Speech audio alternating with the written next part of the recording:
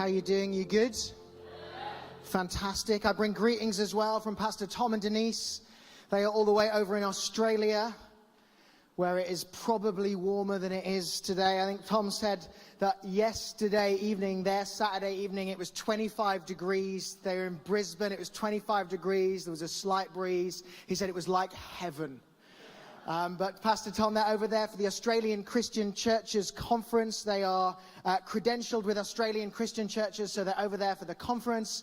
And Pastor Tom was speaking in a church today. I get confused about timings. Yes, today. And was just saying how great that service went. And I think it's awesome that we can release our lead pastors to be all the way over there. But I also think it's really cool that they are thinking of us. And they don't know. I didn't tell them about the weather. I didn't come back. If anyone asks, if Tom asks, let's just pretend it's been beautiful, shall we?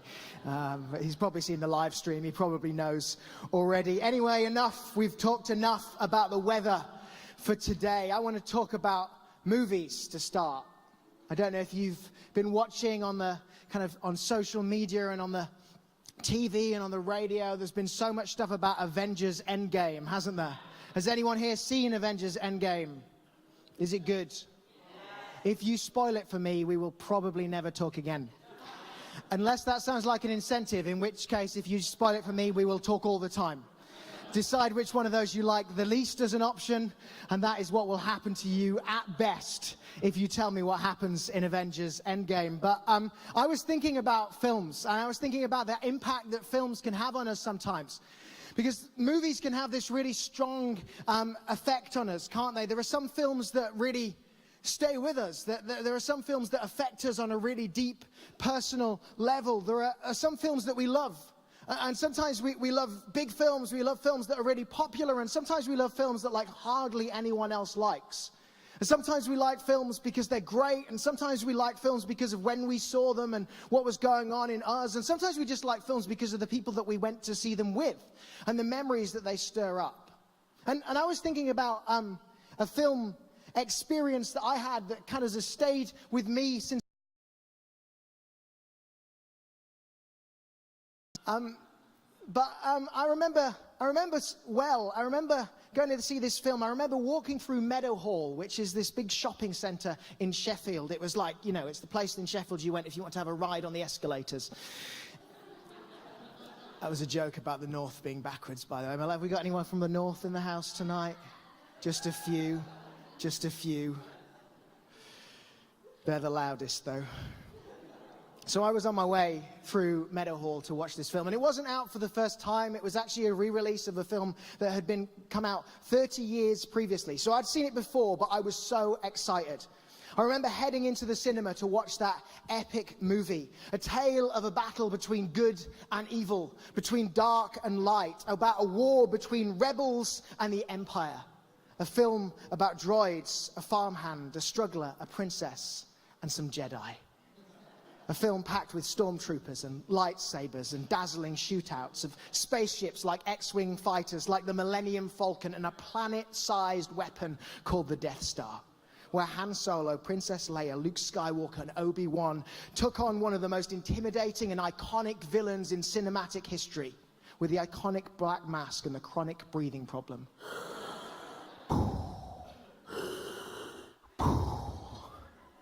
Darth Vader. The film, in case you hadn't guessed, was Star Wars. The subtitle was A New Hope. And today we're continuing this series that we've been doing for a few weeks now, and we'll do for a few weeks more, which is called Hope in the Dark. It's about having hope when life is difficult, when things seem dark, when we go through the tough times in life. And way back when we started preparing for this, actually while we were on holiday even, I was thinking about this idea of hope, and this cinematic experience came to my mind. I remember the thrill of watching that film. I remember the excitement, the joy. But it wasn't just the experience that stirred me. Even the title had a certain energy to it. Star Wars, A New Hope. A New Hope. I don't know about you, but I find the idea of a new hope exciting. Indeed, if you're taking notes today, that is the title of my message, A New Hope. Because as I was reminiscing on those simpler times of teenage years and pondering that title, I began to wonder about how often the hope we have, whether or not it is new. Because I like the idea of a new hope. I like it because it sounds novel and fresh and exciting. But perhaps also because a lot of our hope isn't that new at all. Think about it with me for a minute.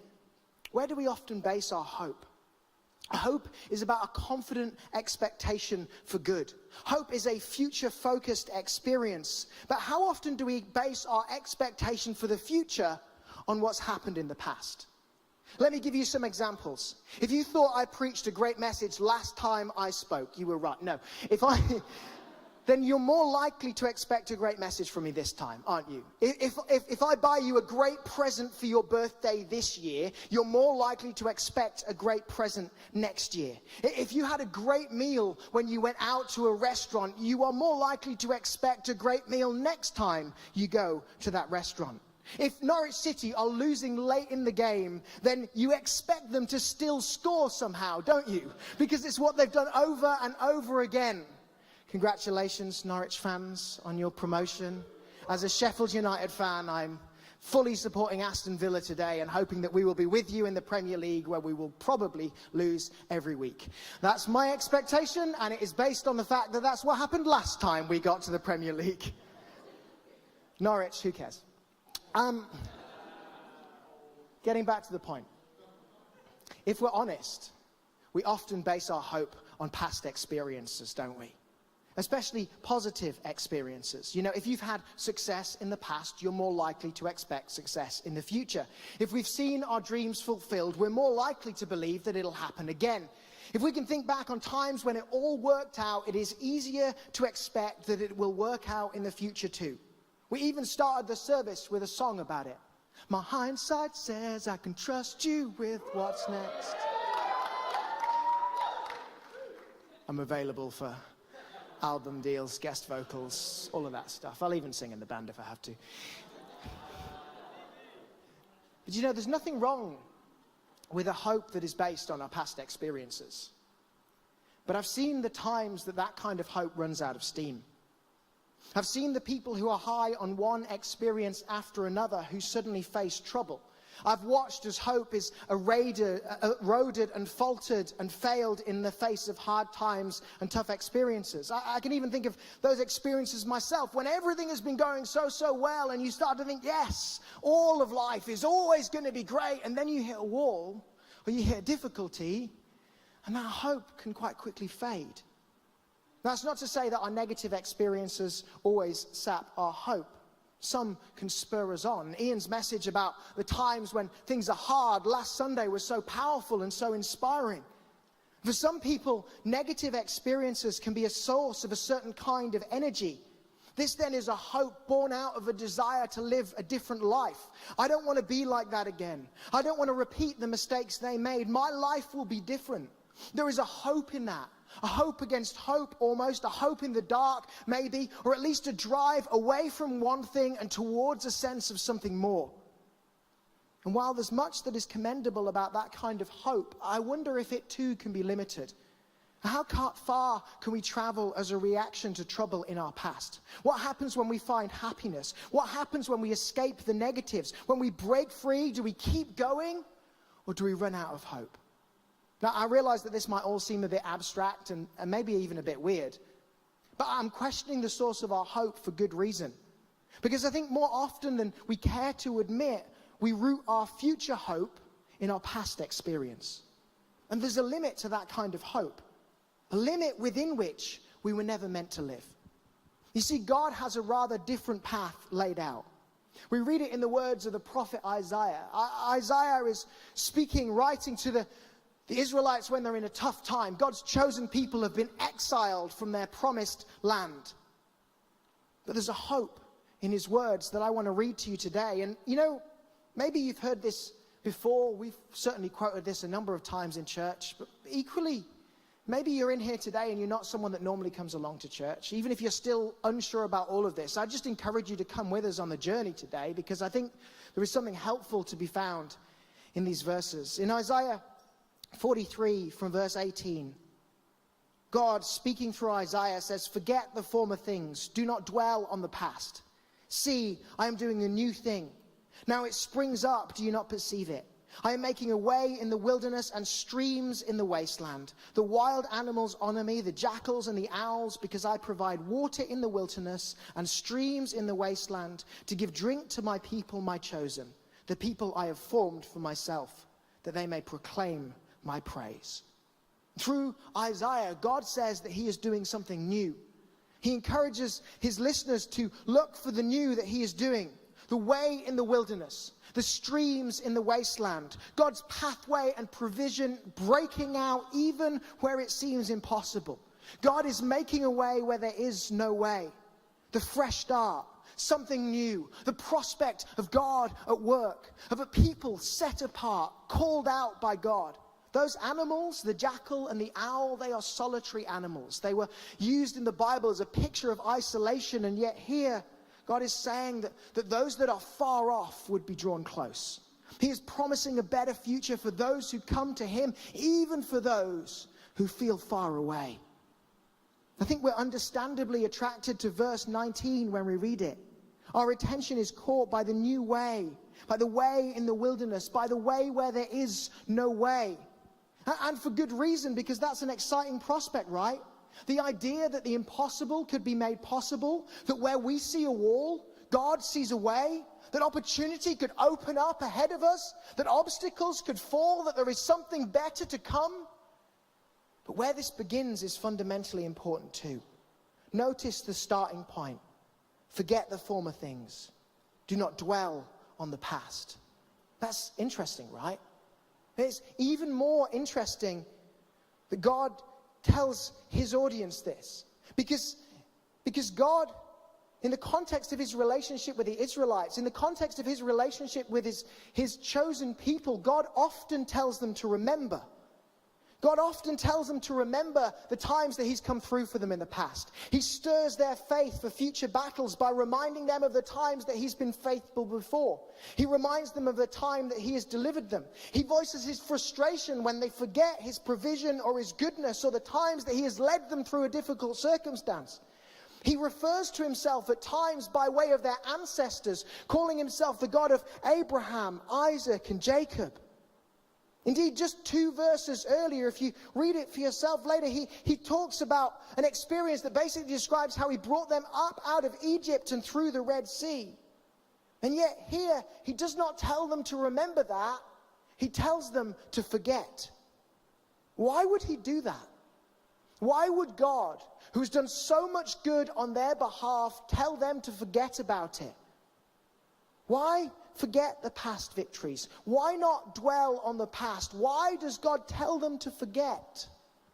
Well, because God is about to do something fresh. God doesn't want their faith to be based only on what they have seen when he's about to do something new. He doesn't want them to be tied to their past paradigm. He doesn't want them to hold on to what's gone before at the expense of what is to come. Because if their expectation is linked solely to what God has done in the past, then they will miss the thing that he is doing next.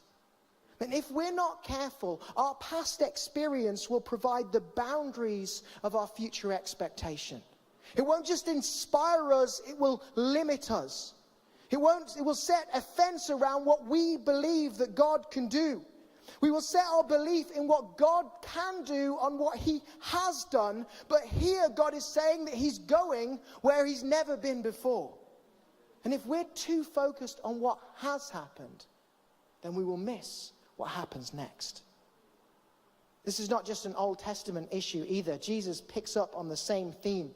In Luke 5, we read of him being questioned by the Pharisees. And really they're trying to catch him out. But Jesus says something profound about what God is up to in a parable that he tells in Luke 5, verse 36. He told them this parable, it says, "No one tears a piece out of a new garment to patch an old one. Otherwise, they will have torn the new garment, and the patch from the old will not match the new." I mean, fashion jeans have excluded from this, probably. I think then we do take new patches. But anyway, he says, "No one pours new wine into old wineskins. Otherwise, the new wine will burst the skins, and the wine will run out, and the wineskins will be ruined. No, new wine must be poured into new wineskins, and no one after drinking old wine wants the new, for they say the old is better. But the new wine that Jesus described here is a picture of God doing something new, stirring up something on the inside of his followers, of his people, that God is about to move in a fresh, dynamic, exciting way. The problem with old wineskins is that the skins stiffen up over time. Because of contact with moisture, they become stiff and inflexible. And what happens if you put new wine into old wineskins is the fermentation process continues a bit. So what new wine releases gas and it expands slightly, and old wineskins aren't flexible enough to expand with it. So they break and burst, and the wine runs out instead. The new wineskins, though, new and fresh and flexible, they can expand. They can contain the fresh development that's happening within, the process of maturity that is happening to the wine. Old wineskins can't. They just burst. So Jesus' example here is about flexibility, about openness to change, about a responsiveness to God doing something new. Those that are set in their ways, that are inflexible, rigid, won't be able to cope with the new things that God's about to do. Know that Jesus' words here include a warning. People prefer the old. After drinking the old, they don't want the new. Now, Jesus is not endorsing the old here. He's not praising the value of vintage wine. He's not saying, oh, you should leave it for a little while before you eat it because it'll have a lovely bouquet. No, he's simply pointing out that those who are accustomed to the old resist the change to the new. And that's something that we all do, actually. Because as with new wineskins, change requires flexibility. It requires us to adapt. We have to be prepared to stretch and to grow and to develop. And that takes time, and it takes energy, and it goes against our preferences. And sometimes it is even painful, so we resist it.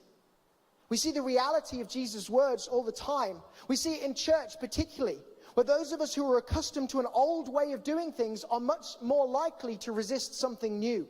I feel the same tension myself when we're talking about planning services. I'm sitting there thinking, but we've always done it this way. Why would we change it? This just isn't an issue for those that are new. We often see this, that when people come in and they are new in church, they just love it. They love the worship, they love the preaching, they just love everything. But those of us that have been around a while tend to be more critical. We compare this time to last time or to how it was 6 months ago. We like the way it was. We like the songs that we used to sing. We can't get our mouths around the new ones. So they don't quite sound right, and they're not quite fast enough, or they're not quite slow enough. We become more reserved. We become more resistant. We become more critical. We need to actually consciously challenge ourselves to embrace what's new. We need to work on our flexibility. We need to stretch ourselves a little bit. Because as anyone who's ever done exercise will know, if you stretch, you can improve your flexibility. Oftentimes our reservations about the new are rooted in our past experience. We remember when doing it that way worked really well, so why change it? Or we remember when we tried it this way and it didn't work, so why do it again? We remember when this was the next big thing, or when this was the key to breakthrough, but it didn't really work out. So why trust it this time? Or we remember when we poured our all into it, but we didn't quite see the results that we wanted. Or we remember the times that we put in all of our effort, and it still went wrong. Can you see, again, how our memories can start to limit us? How our past experience can hold us back from the new that God's about to do? Memories are really powerful. They can conjure up emotions from situations that are long since past. If we start talking about a difficult situation in your past, I can almost guarantee that the emotions of that situation will come roaring back to you in that moment. Memories stir us, they inspire us, but they also depress us and dishearten us in equal measure. As we talked about earlier, both positive and negative past experiences can provide a momentum that moves us forward. A force which carries us forward off the back of what we've been through in the past. But there's a challenge here too. A problem that Jesus addresses. A problem that God wants the Israelites to avoid. And that's the limitations that are created by our memories. That's the boundaries that are imposed by a set way of doing things. The lag that is created when we are tied too tightly to the past. There is a momentum to our memories, but it will only carry us so far. Sooner or later, the energy will run out. Sooner or later, the energy of past success, or the pull away, the push away from past problems will run out. There is a momentum to our memories, but it will run out in the end. There is an energy to our past experiences. Positive experiences can inspire us onwards. Success can stir us, excite us, fire us up for the next challenge. But when the going gets tough and we don't seem to be succeeding, we run out of steam. Likewise, with our negative experiences, there is an energy, a drive to do things differently, a drive to create change, but that energy too runs out. The further we get from the negative stimulus, the further we get from the challenging trigger, the more likely we are to run out of steam. As clinical psychologist Dr. Robbie Sonderegger puts it, negative motivation will get you to the starting line, but it won't get you over the finish line. That is to say that you can start running away from something bad in the past, but it won't get you into the change that you want to see. The momentum of our memories will only carry us so far. Good or bad, positive or negative, the energy of our past experiences will run out eventually. We can surf the wave of past success, but sooner or later we will hit the beach of a new challenge. We can burst out of the darkness of our past problems, but sooner or later we have to learn how to run in the light. The momentum of our memories will only carry us so far. If we are to keep moving forward, we need fresh expectation. We need fresh motivation. We need a fresh focus on the future that is not based on our past. We need a new hope. That's what Jesus is preparing his followers for. He's saying that what you have experienced before is going to limit what God is going to do next. That's what God's saying to the people as he leads them out of the promised land, that what you've seen before pales in comparison to what is coming. That there is a new way, that there is a fresh way, that what you thought is impossible will be made possible. The way you thought there was a wall, God sees a way. That God is moving, that God is working, and that what you've seen before cannot contain what God is going to do next. There is a hope in that. There is an expectation, the promise that God is on the move, that something new is coming. And God doesn't want even the best of times that we have been through to limit our expectation for what God is going to do next. What does that actually look like for us? In his church, his letter to the church in Philippi, the Apostle Paul addresses exactly this. In Philippians 3, he is outlining his expectation for the future. And he writes of a righteousness that is found in Jesus. That is a right standing with God, a right relationship, a confident, bold, dynamic relationship with God. He writes of knowing the power of the resurrection in his life, even as he goes through suffering, saying that the same power that raised Jesus from the dead will work in him until he steps from this life into the next. And as he does so, Paul dismisses his past experiences, setting aside the search for righteousness that is found in religious observance and focusing instead on a relationship with God through Jesus Christ. As Paul continues, his words help us to understand what it means to move on from our memories and embrace a new hope found in Jesus instead. He writes, not that I have already obtained all of this glory that is to come, or have already arrived at my goal, but I press on to take hold of that for which Christ took hold of me. I love that. That God takes us forward, takes hold of us. Brothers and sisters, I do not consider myself to yet have taken hold of it. But one thing I do, forgetting what is behind and straining towards what is ahead, I press on toward the goal to win the prize for which God has called me heavenwards in Christ Jesus. Paul's words mirror the concepts that we've talked about this morning. He writes of forgetting what is behind and straining toward what is ahead. There is a sense of setting aside his past experiences as he stretches to embrace what is ahead. He writes of a prize, of something in the future, and of heaven, of a place in eternity with God. There is a hopefulness here, an optimism that draws Paul forward out of what has gone before and into a brighter future with God. But what is the practical principle that we can take from this? Well, I find these verses interesting because Paul he writes about one thing he does and he seems to talk about two. He says, one thing I do, forgetting what is behind and straining toward what is ahead. Forgetting what is behind, straining toward what is ahead. That's two things, right? But actually those two things are just the setup. They're secondary to what the one thing really is. Paul outlines them almost in passing to then say, I press on toward the goal to win the prize for which God has called me heavenwards in Christ Jesus. Paul sweeps up both of the things we've talked about as part of something bigger. Steps along the way to his overall goal. To press on toward the prize, a prize to which God has called him. A journey set in the scope of eternity, fixed and framed by relationship with Christ. The key then is the call. It is the sense of purpose. His part to play in what Jesus is doing on the earth. Forgetting what's gone before is part of the journey. Stretching to embrace new possibilities is part of the journey. But what really matters is the call. Paul gave up his whole life and gave over his whole life to sharing the message of Jesus. We know that his call was to share the message of love, of acceptance, of value, of purpose, of hope that is found in Christ. By any and all means necessary to tell people of the life that Paul had found in Jesus. And if we are to find a new hope for our future, then our focus must not be on our past experiences or on the changes that we need to make to embrace what is to come, but instead on the call of Christ to each of us, on his purpose and his call.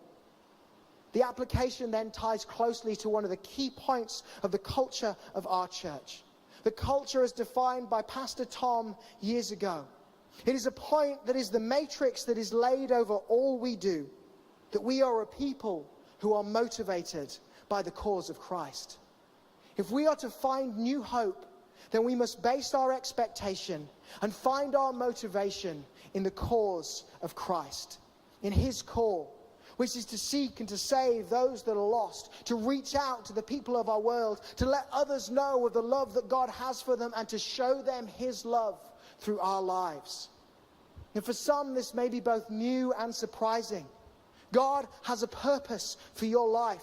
He longs to be in relationship with you, and out of that relationship to empower you to be the change that our world so desperately needs to see.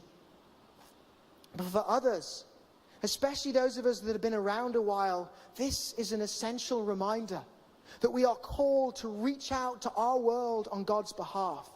We are called to tell people about the love that is found in Jesus, about the acceptance, forgiveness, and future that we enjoy through relationship with him. As we do so, we are reminded of the hope that transcends our experiences, that goes beyond our day-to-day challenges or successes, that stretches on when all else fades away. It kind of makes sense, doesn't it? That when we are focused on others, our own challenges fade away by comparison. It is easier to forget what's behind when we're focused onwards and upwards instead. It is easier to embrace the stretch when we aren't pushing against ourselves, but we are being pulled towards the people in our world. In terms of how we live this out, we can simply ask ourselves, how can I live out Christ's call today? How can I tell the people in our world, my world, about the love that I found in Jesus? You know, as a church, we provide many opportunities to put this into action. They're none more powerful than on a Sunday. Our Sunday services are a great declaration, a focal point to tell our city about Jesus. And on a Sunday, we can all play our part. And often that will look like volunteering, getting involved somehow, making it all happen. But if you're not involved in a team, that might be a key next step for you. But our role on a Sunday is not confined to whether or not we're serving. You know, when we worship, do we sing like we believe it? Do we lean in during the message and respond like it might actually change our lives? Do we lean in and respond like it might change the life of the person that is sat next to us? When the service finishes and we head out into the atrium, do we stick to our own friendship groups, or do we stretch out to embrace others? Does the call of Christ compel us to connect with those that we do not yet know? Midweek too, there are so many opportunities that support us as we seek to reach out into our world. One obvious example is dinner parties. You know, dinner parties are not designed to be a place where those who are already a part of church can gather. They are designed to be a starting point for those who have not yet found home in this place. A place to get connected into our community before people ever come along on a Sunday. Just this week, we were talking to our dinner party hosts about the fact that it isn't just a place for those that are already in church to gather, but it is a safe, comfortable, relaxed space into which to invite the people from our world. But to confine the call of Christ simply to these forums would be inappropriate. They are the easiest places to begin the journey because they are the most supported. But actually, that call is with us all the time. In everything we do, we can look for opportunities to tell people about Jesus. It may be sometimes that we do so through our example, but we need to speak up sometimes as well. Indeed, I want to set that as a challenge for each of us this week. Could we invite just one person to church on a Sunday or to our dinner party? It may sound so simple, and if you're in the habit of inviting a lot more people than that, don't lower yourself to my goal. But what would happen if we all stepped out this week to embrace that call?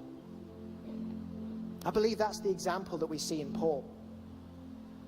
That his solution to forget what's behind and to press on towards what is ahead is to focus on neither, but instead is to focus on the call that he has found in Jesus. That out of the strength of the relationship that he has with Christ, he is compelled to share it with the people in his world.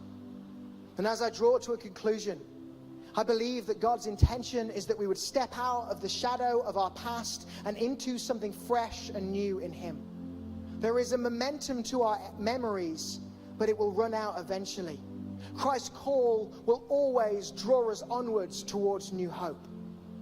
Because there is this incredible reality that the people of our world can find light in the midst of darkness, can find peace in the midst of anxiety, can step indeed from death into life. And when our focus is on that, there is this boundless well of hope and expectation. There is this boundless well of future, of what God is capable of doing. He made a way where it seemed that there was no way. He broke down the barrier of death, tore down the stuff that should separate us from God.